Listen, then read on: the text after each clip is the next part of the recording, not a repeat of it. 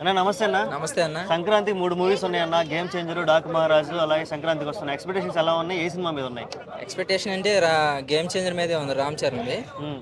అదే నాకు తెలిసి 1800 కోర్స్ కొడుతుందని. ఊరుకున్నా మరి ఓవర్ చెప్తున్నట్టున్నావు నువ్వు. ఓవర్ ఎందుకన్నా? ఏంది ఫ్యాన్ అయ్యి నువ్వు? మెగా ఫ్యాన్ నువ్వు? Mega family.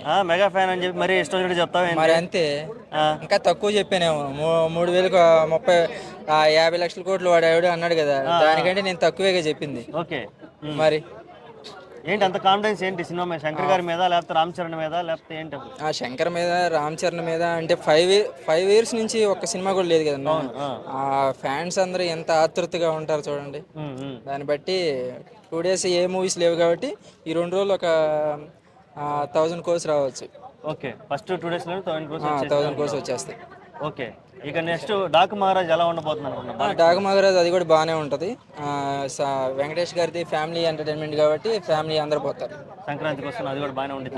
అన్ని బాగుంటాయి. ఓకే. ఇక చూస్తే కనుక బెనిఫిట్ షోలు ఏమీ లేవు, ప్రీమియర్ షోలు లేవు అంటున్నారు కదా, దాని మీద అసలుకి ఆ ఎఫెక్ట్ ఏమైనా పడే అవకాశం ఉందా? అది ఒక్కటి డిసప్పాయింట్ అయ్యాము.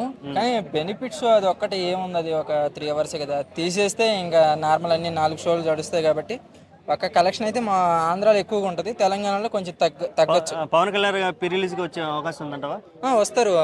భేటీ చేశారు కదా, దిల్ రాజు గారు విజయవాడ వెళ్ళి కలిశారు కదా ఆఫీస్లో. పక్కాగా 4వ తేదీ వస్తారు.